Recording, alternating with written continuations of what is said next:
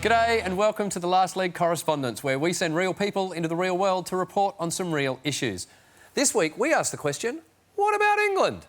Now, as Theresa May tries to form a deal with the Northern Irish DUP, while the Scots still talk about Indy Ref 2, and while Plaid Cymru continue to fight for what's right for the Welsh, we want to know why England doesn't devolve from everyone else. Every parent surely longs for the day their children finally leave home. Maybe England is just biding time until everyone else moves out and they get to use the remote control for themselves again. Basically, England wants to be able to scratch its balls when it wants.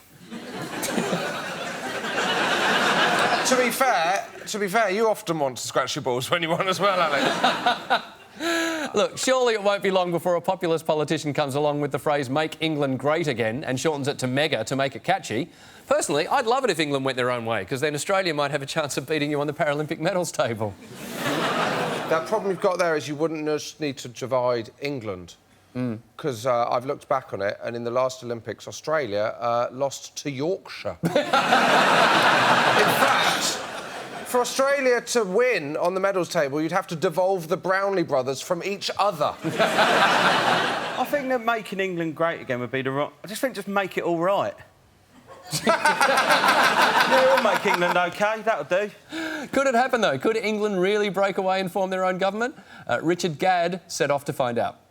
Hello, I'm Richard Gadd. Gadd.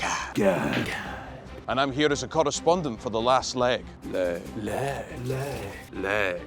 About a year ago, I got in a very violent fight outside a kebab shop at 3 a.m. with a man called Bruce. A fight which saw Bruce bite a sizable chunk of flesh out of my shoulder, and it got me thinking, why doesn't England have a devolved government?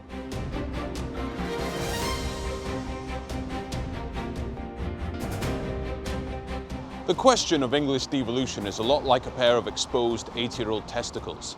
Difficult to face, difficult to ignore, ultimately difficult to grasp. We can see devolution in action today throughout Britain. In Wales, they have the Welsh Assembly. In Northern Ireland, they have the Northern Irish Assembly. And in my home nation of Scotland, we have the Scottish Parliament. So why then doesn't England have an English-only governing body? I've arranged to meet a leading expert in devolution, and for the last fortnight, I've been training myself to become the most balls-out, no-nonsense political interviewer this country has ever seen. Did you threaten to overrule him? Let's see how I get on. So, I'm here with Professor David Trench. Not a professor anymore, it's Alan. Sorry. No, it's okay. Good start. I should have done less karate and more research.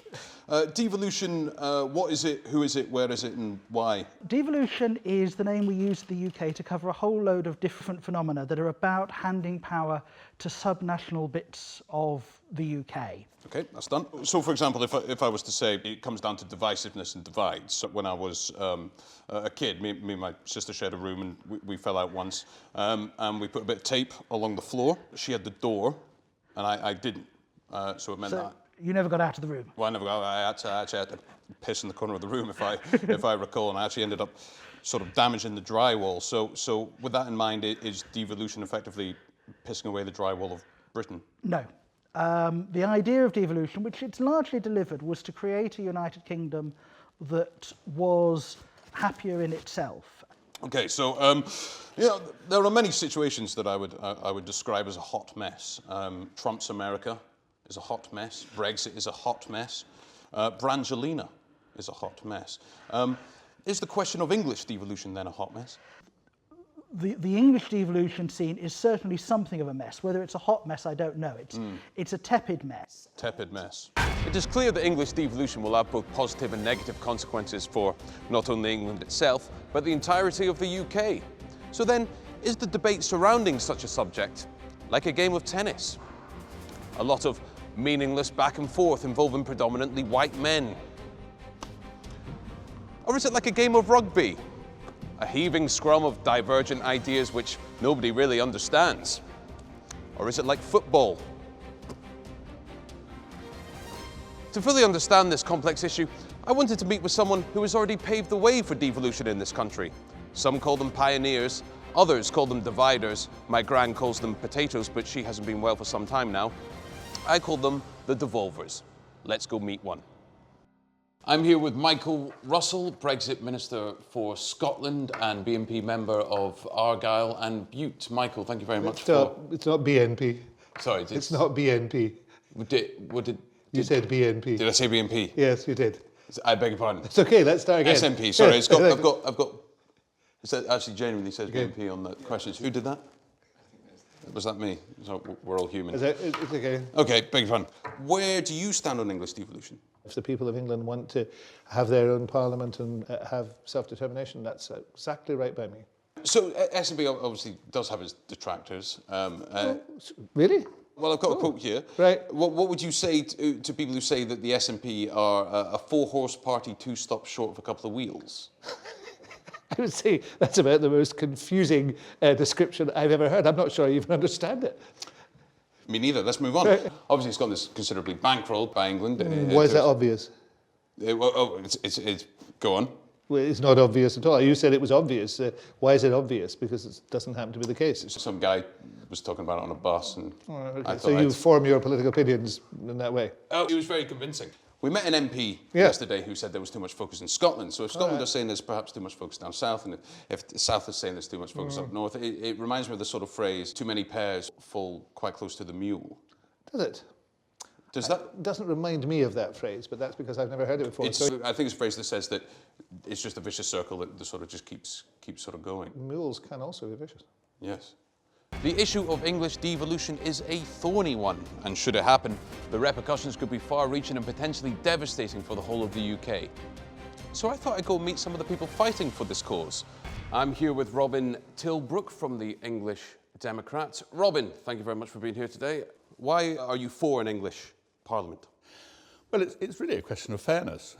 We think that England is not being fairly treated in the current way that the Constitution operates. And the reason for some of that, at any rate, is actually that English taxpayers' money gets used to subsidise Scotland, Wales and Northern Ireland. What, the statistics? I mean, Certainly. The British government is giving something like £2,600 to every man, woman and child on average in Scotland. Thank you very more much. Than is being spent on English people. But it's going into sort of bus stops and stuff like that. And, for instance, free education for students. Free education for students. English and theatre studies.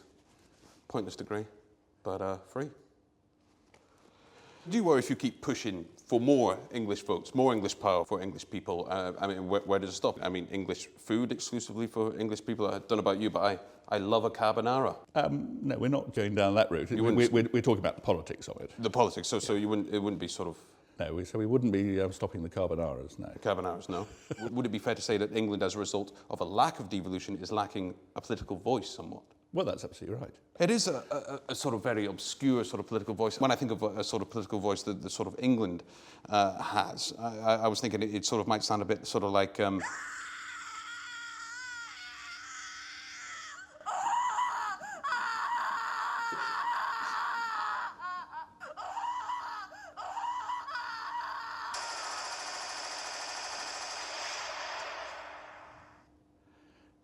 As we have discussed, English devolution is a complicated issue.